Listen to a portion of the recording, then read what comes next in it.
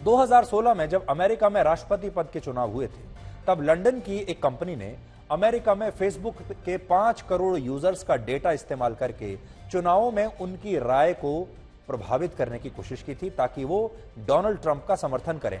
और ऐसा कहा जाता है कि तब ये कंपनी काफी हद तक कामयाब भी रही। यानी इन्होंने पहले लोगों की राय बदली और राय बदलने के बाद राय जो है वो वोटों में तब्दील हो गई।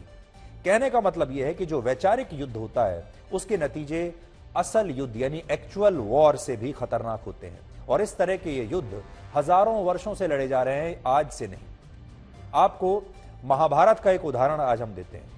आज हमारे देश में बहुत सारे लोग ऐसे होंगे जिन्होंने महाभारत शायद पढ़ी नहीं होगी, लेकिन इसके बावजूद अगर आप इन लोगों से महाभारत के बारे में पूछेंगे तो तमाम लोग आपको यही बताएंगे कि महाभारत के युद्ध के लिए कौरव जिम्मेदार थे और पांडवों ने यह युद्ध अच्छाई के लिए लड़ा था।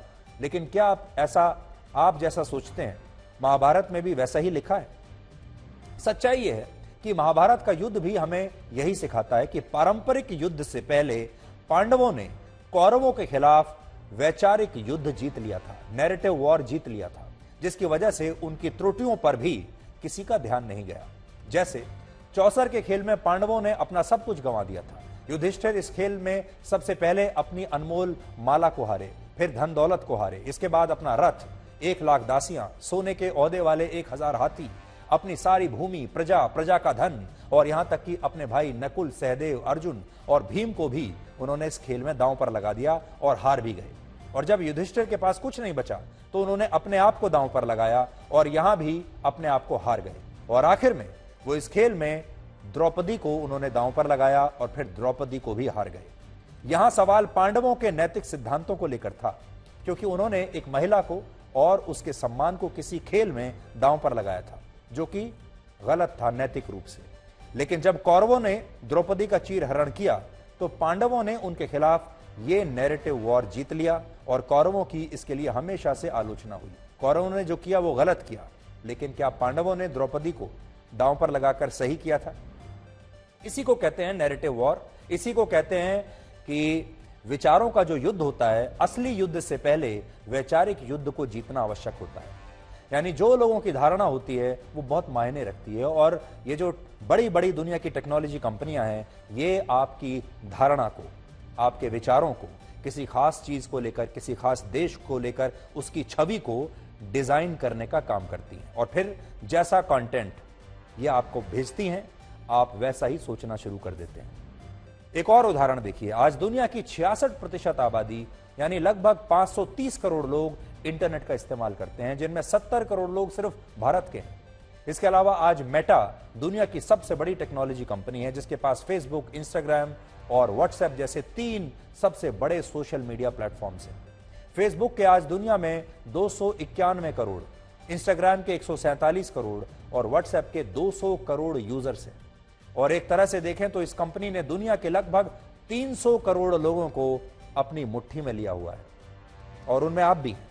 अगर यह कंपनी आज एक देश होती तो पूरी दुनिया में इसकी आबादी सबसे ज्यादा होती, यह सबसे बड़ा देश होती, और भारत और चीन जैसे देश भी इससे पीछे होते। भारत और चीन की कुल आबादी को भी अगर आप मिला लेंगे तब भी फेसबुक जो नाम का देश है ये उनसे भारी ही पड़ेगा उन पर। यानी इन टेक्नोलॉजी कंपनियों की ताकत बड़े बड़े देशों से भी ज्यादा है। और इसीलिए सोचिए, आज अगर ये बड़ी कंपनियां ये तय कर लें कि वो आपके देश के खिलाफ कुछ खास खबरों और जानकारियों को ही एक खास तरीके से आपके सामने पेश करेंगी, तो आप क्या करेंगे? आप शायद कुछ नहीं कर पाएंगे, बल्कि आप दिन रात इस फेक नैरेटिव को पढ़ पढ़ कर ये मानने लगेंगे कि आपके देश में ही शायद कोई कमी है, आपके अंदर ही कोई कमी है, आपके समाज में ही कोई कमी है, आपकी प्रतिभा में ही कोई कमी है, और आपको अपने देश से ही शायद नफरत होने लगेगी और आप एक दिन बागी बन जाएंगे। और यही बात आज रशिया कह रहा है, और कुछ साल पहले तक यही बात चीन कहता था। चीन ने तो बहुत पहले ही अपने देश में पश्चिमी देशों के इन ऑनलाइन प्लेटफॉर्म्स को बैन कर दिया था, और आज चीन में ना तो फेसबुक है, ना इंस्टाग्राम है, ना व्हाट्सएप है, ना ट्विटर है। लेकिन अब आप भारत को देखिए। भारत में ये तमाम ऑनलाइन प्लेटफॉर्म्स काम भी कर रहे हैं, और यहां इन पर भारत के बारे में, अलग अलग खबरों के बारे में फेक न्यूज और फेक नैरेटिव गढ़ने के आरोप भी अक्सर लगते रहते हैं। लेकिन इसके बावजूद इन पर कभी भी कोई कार्रवाई नहीं हो पाती, जबकि दूसरे देशों में ये कंपनियां ऐसा नहीं कर पाती। भारत में तो ये मनमानी कर रही हैं, दूसरे देशों में नहीं कर पाती। उदाहरण के लिए अमेरिका, ब्रिटेन और दूसरे पश्चिमी देशों में फेसबुक और उसकी दूसरी सहयोगी कंपनियों पर यूजर्स का डेटा लीक करने और उनकी निजी जानकारियों को विज्ञापनों के लिए बेचने के आरोप लग चुके हैं। यानी ये लोगों का निजी डेटा बेचती हैं और पैसा कमाती हैं। और इन मामलों में इस कंपनी के सीईओ मार्क जकरबर्ग और दूसरे बड़े अधिकारी अमेरिका की सेनेट से लेकर वहां की तमाम अदालतों और अलग अलग संसदीय समितियों के सामने पेश हो चुके हैं। और हर बार जब भी उनसे वहां कोई सवाल पूछा जाता है तो वो यही कहते हैं, आई एम सॉरी, तुरंत माफी मांग लेते हैं। और वहां ये कंपनियां चुपचाप जुर्माना भी भर देती है।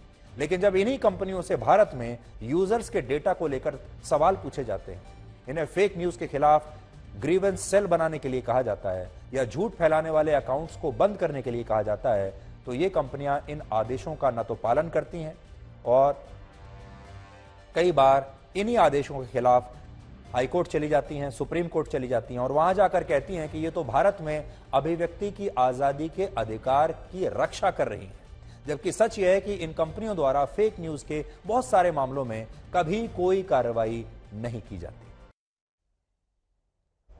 मार्क जकरबर्ग को अभी हमने आपको दिखाया, कितनी आसानी से वहां जाकर कह देते हैं, it's my mistake, I am sorry, ये हमारी गलती है, मुझे माफ कर दीजिए। लेकिन जब भारत आते हैं तो कोई कानून मानने के लिए तैयार नहीं होते और कहते हैं कि हम तो अभिव्यक्ति की आजादी के सबसे बड़े चैंपियन हैं। और यहां पर भी आपने देखा होगा, भारत में भी, हमारे देश में एक वर्ग है ऐसा जो ट्विटर का इस्तेमाल करता है, फेसबुक का इस्तेमाल करता है, तमाम सोशल मीडिया प्लेटफॉर्म्स का इस्तेमाल करता है भारत के ही खिलाफ आपको भड़काने के लिए, कश्मीर के खिलाफ आपको भड़काने के लिए, भारत में जो कुछ भी अच्छा हो रहा है उसके खिलाफ आपको भड़काने के लिए।